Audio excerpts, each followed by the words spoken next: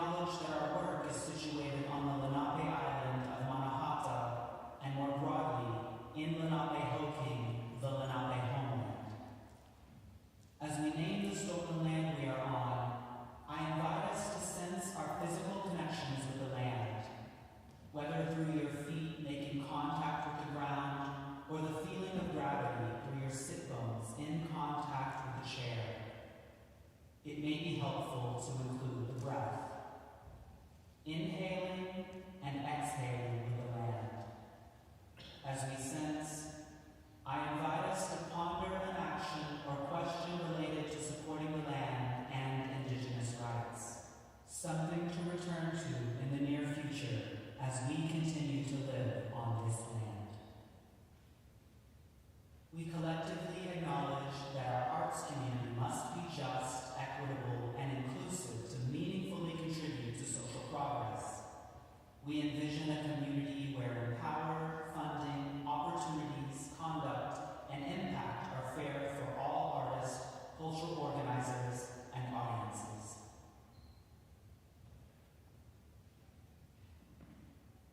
Hello, everybody. Welcome to Judson Church. How are you? Welcome to Judson. It's so wonderful to see you. If we haven't met, my name is Micah. I'm the senior minister here at Judson. My pronouns are they and them. And I want to know, before we get started, who's here at Judson for the first time? Anybody? I see a newbie. Welcome, newbies. It's great to have you. A couple of things to know. Yes, you are actually like in a real church. Like not a performance space that used to be a church, like actually in a church that has churchy things like a minister that has Sunday morning service right on the very floor you are sitting on, but you are also in a church that has never known how to be a church unless we are welcoming artists into our space to share with us the stories that they are bursting to tell, queer us a little bit, and then send us back out into the world completely different than we were when we first walked in. At Judson, we have always believed that artists have the potential to serve as our modern-day prophets. They show us where we've been, they show us who we are, and they show us what we can become. So, if you are an artist, thank you so much. We need you more than ever. If you are a lover of artists, thank you so much. We need you more than ever. This space always belongs to each and every one of you, so come and find me. I would love to talk about what you'd like to make in this space. I'm always back by the alcohol, and I need more friends. This space is open for whatever you might want to make in it, but tonight it most especially belongs to pioneers. Go East! Thank you, Micah. Thank you so much. Gianmarco Riccardo with Pioneers Go East Collective. I'm the artistic director, and this is my collaborator, Daniel Diaz. Hello, everyone. Good evening. We're very excited to be here. We were thinking a little bit. This is our sixth year that we've been really presenting works and creating a platform that really resonates with this community. So we really want to thank everyone here at Judson for really allowing us to be here and empowering us and our artists and our community. We want to thank Micah, we want to thank Melissa, and we want to thank this fabulous new technical team, Jake, Wenjung, Malik. So we're really excited to be here. Thank you, Micah. I'm just going to read a bit of our collective statement.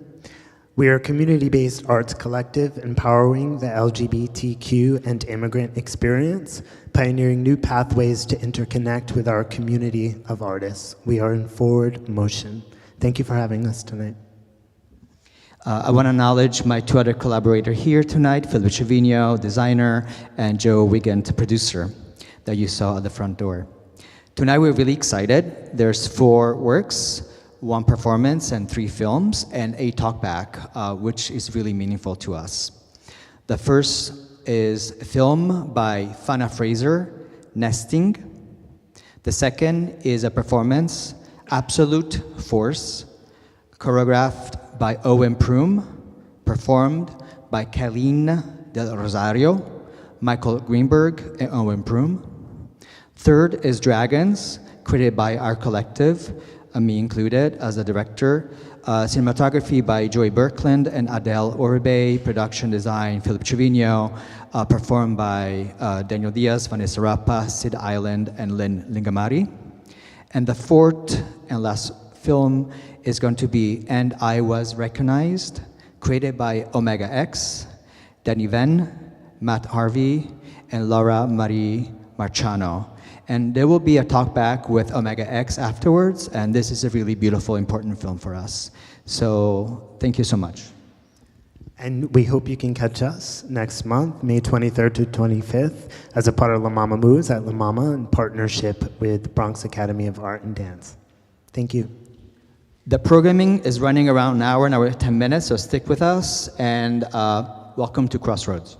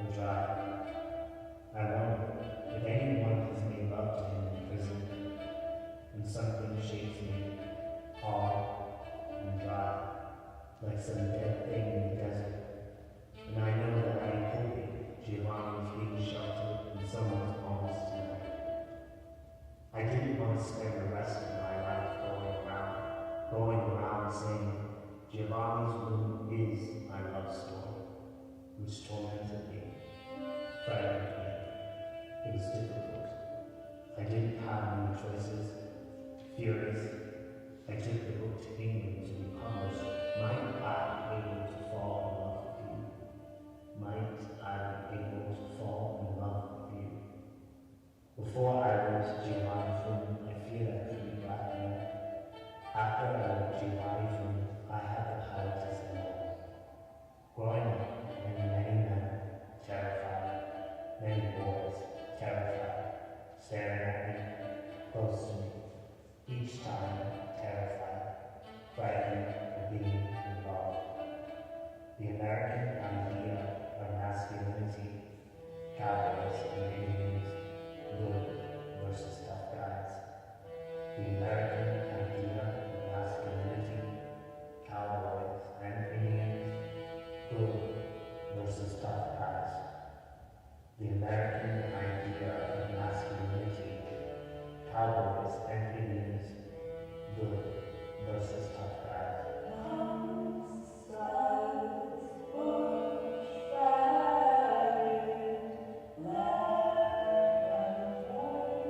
The American idea of masculinity, cowboys and Indians, good versus tough guys.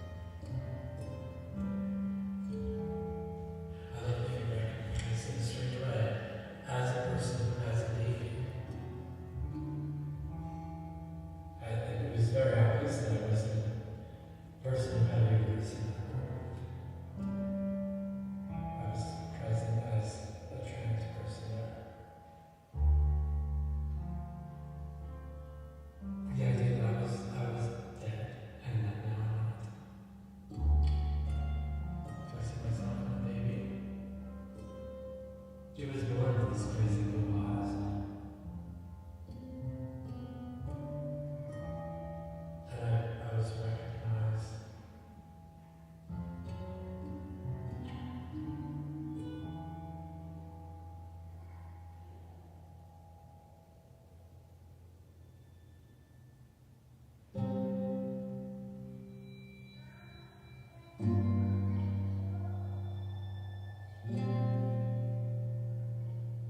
My hope is that I won't have to ever tell Otis that I am other.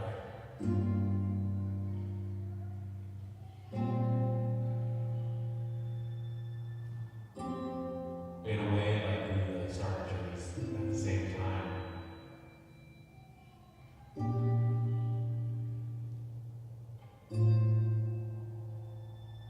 You know, we kind of share a birthday.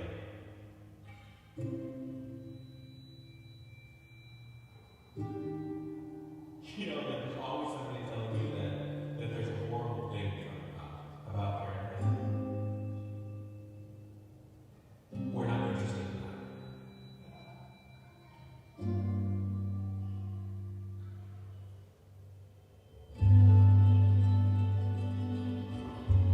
But it happened since I came out. When I had Joe, I was more connected with my body. I was always having beautiful moments with her. I was exhausted. I'm teaching Joe a lot of what I received growing up. I think we're really like finding the lives moments, the sparkle. We sing very loudly in the car. I like the decoration. I like the squishy. I like that they care about me.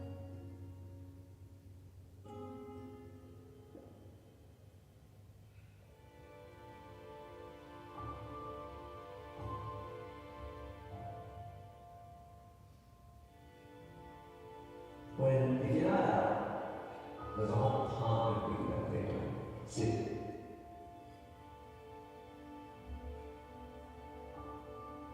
If I transition to the gay, who they accepted me more. And, you know, maybe say, I kind of like myself.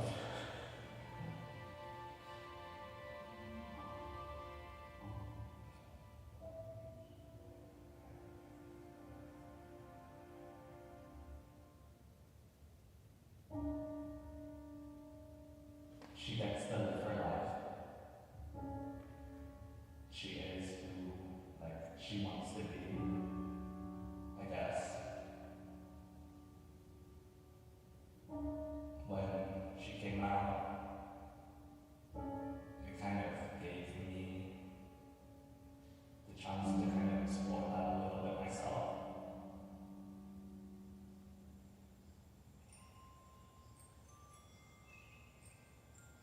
Being able to watch my kid learn things that took me years to unlearn. More freedom, more choice, more ideas of what their life can look like. Possibility. The process of becoming a parent. The decision to go by mom, it feels different when Mercer says it. My mom doesn't follow stereotypes.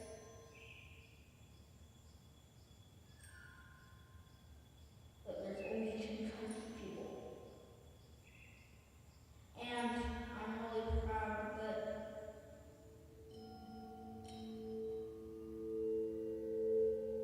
It's so easy to be a family sometimes. The scarcity of feeling whole. There are some other parents, I can tell they kind of go out of their way to be nice.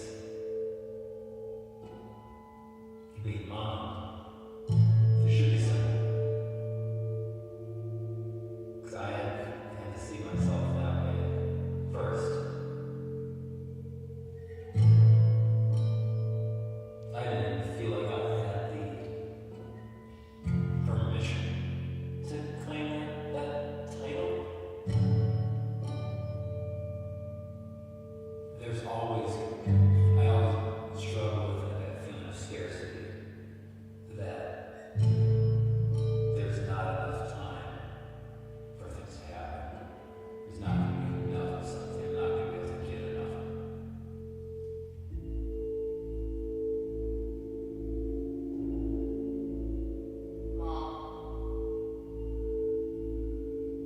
I've watched Hannah grow up in a sense. She's a mom to other people, not just me.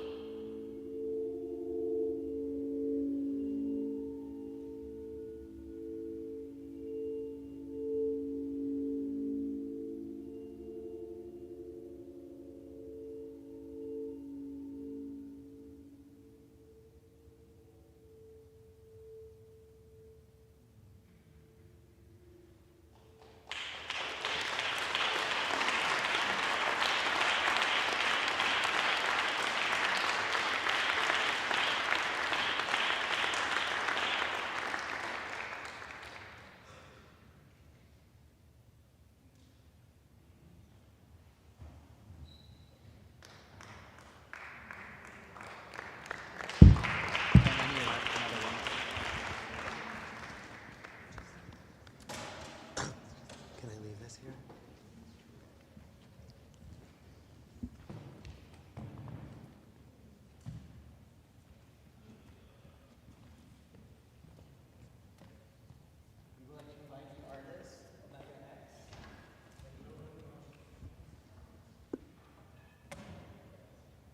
Test. We'd like to invite Omega X, Danny Van, and Emily James to the stage, please. The center.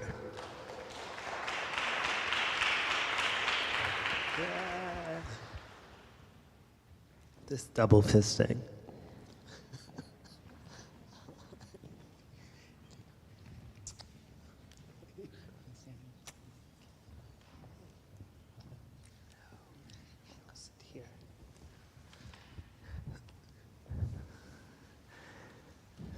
Thank you for letting us share your beautiful film. We just had a few questions to ask, and we'll have some time at the end for anyone that wants to ask a few questions. Just pulling them up. I love the film. I've seen it before, obviously, and it always kind of gets me emotional and just appreciative. So thank you for sharing that beautiful work. So I guess I wanted to start with asking, why did you create this work? Omega, if you want to go first. Yeah, so thank you again so much for having us, and it's so amazing to get to show this piece in this incredibly sacred space. We made this work because we really wanted to create something beautiful with our family and our families and all of the beauty and love and bliss and amazingness that existed there, and we wanted to be able to make something beautiful and reflect it back out into the world as a way for other people to see what we feel. And I think, actually in a conversation with you, Daniel, I was feeling down one day, and you said, just by being out there in the world, like with your family, you're doing something. And so that also really inspired me. It's beautiful. Yeah, thank you. I think anytime that I talk to another fellow trans or queer person about their experience in life, you get that many different stories of like what it's like. And with parenthood, the more I've explored that and experienced being a parent who's trans, and then gotten to know other friends who are trans and are parents, and everybody's experience has such depth and complexity, and I think we set out to make a film that was just beautiful, aesthetic, and just kind of dwelled on the emotions and wasn't a sit-down interview and sort of a dialogue about the struggles or the political issues that we're all aware of. Instead, it was just an emotional experience, and I thought we set out to do that, and we did that.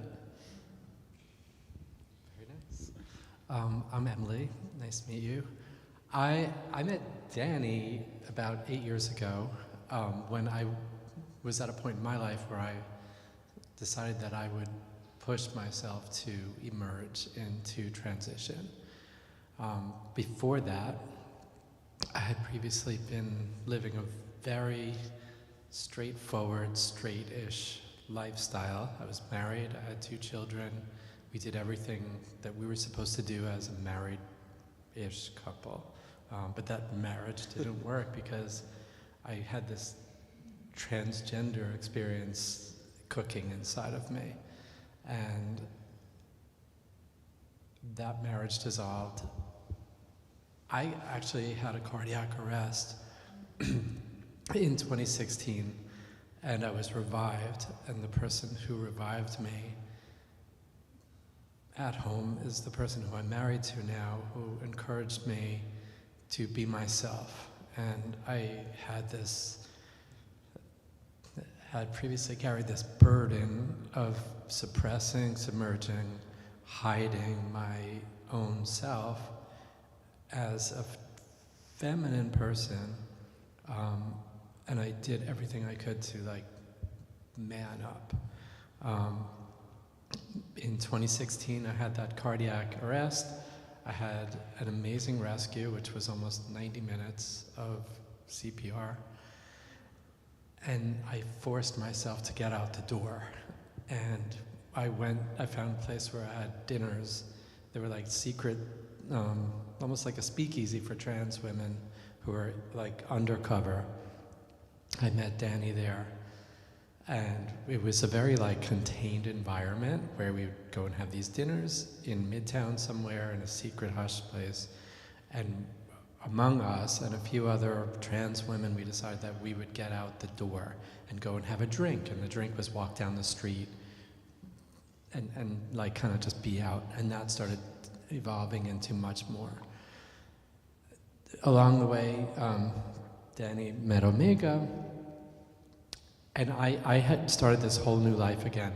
I ended up becoming a parent for the second time and gradually emerging, not jumping out of a cake as a trans person, but emerging further and further into myself. I feel so blessed and lucky that I could be in this room where I know so many amazing things have happened. And I didn't expect the irony of me sitting right here on film with amazing artists and being able to just be myself in front of all of you. So I really appreciate that. And thank you, Omega, for making this amazing film. Thank you all for putting this whole thing together. Thank you. Thank you so much. How's Boone? So, what stands out to me in the film is that it is so gentle and poetic in many ways. And where inside of you did the vision for the film come from? The vision for the film was it came from I wanted the film to feel, it was more of a feeling of, I've done a lot of very highly technical work. I wanted this film to feel like when you're in love, or when you're dizzy in love.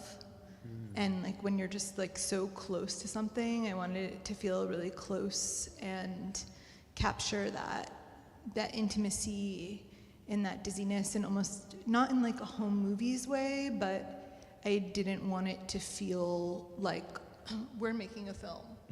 I wanted it to feel very organic, very intimate, and almost sketching, you're in love and you're sketching with your eyes closed. And you draw the most beautiful picture. Lovely. And what did making this work make possible for you? So I think making this work was amazing, getting to work with Emily, for instance, and Boone. I cried a lot. It made a lot of every time I watch it, I still cry. Fo, who is also in the film, our kid, made it with us as well. So I think for me, this film has just opened up the possibilities of being who we are, and being able to, not having to explain it, and having our bliss, having our pleasure, having our dreams, and keeping them, I don't know, keeping them out there, and hopefully hopes that, you know, everyone that sees it will be able to have some of that, whatever that means, like, for you all. Like, to be able to have that, have the life that you want, and have the joy that you all want. I think that that's really important to me. So. How about you, Danny? Say the question again. What did making this film make possible for you? Possible, right. I was thinking, my brain was still sort of stuck on the first question. I'm trying to put the two together, but I think for me, you know, when Emily mentioned how we met in some kind of formative years of kind of coming out of darkness and realizing what's possible, like what I can have, how I can have more.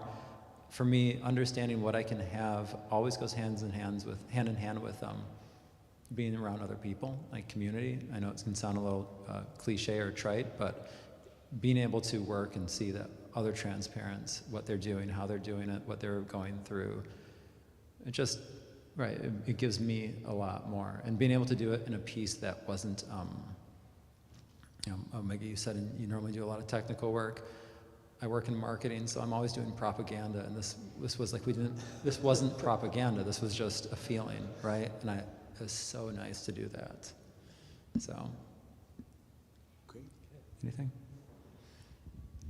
It actually gave, what did it allow me to do, or what? Possible. Make possible. What's possible?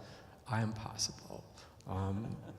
I'm no longer impossible. I think that's part of it. I was so flattered and really, really happy and glad to be invited to be in this film, and I really didn't know what it was going to, I didn't know what course it would take. But what it allows me is to have kind of like a calling card that I can show to people that don't understand what it means to be a trans person and what it means, like the normalcy of that, like just like we're people that have families, we're people that have to go and just make dinner, we have to make breakfast, we have to go to bed, we have to pay the bills, we have to do all these things to live just like everybody else does, and that often includes having families.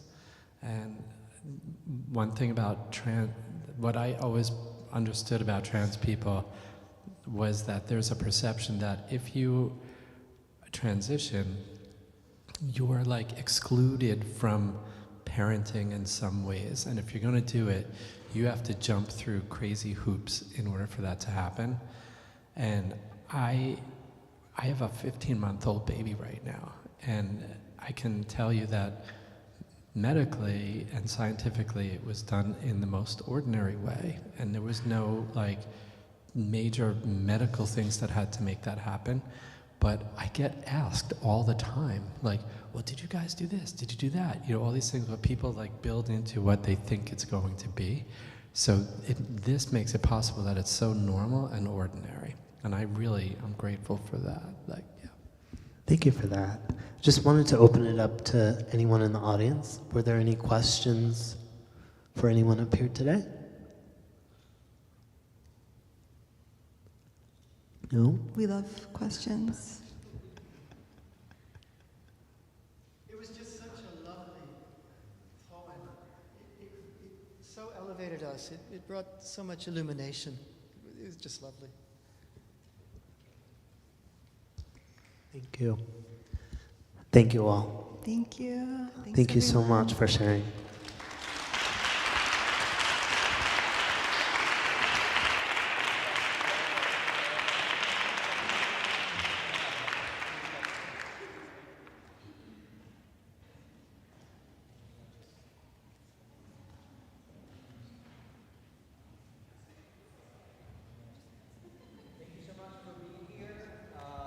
Thank you. To be here at Crossroads Church. Thank you, Micah. Thank you, everyone. Have a great night. Until next time.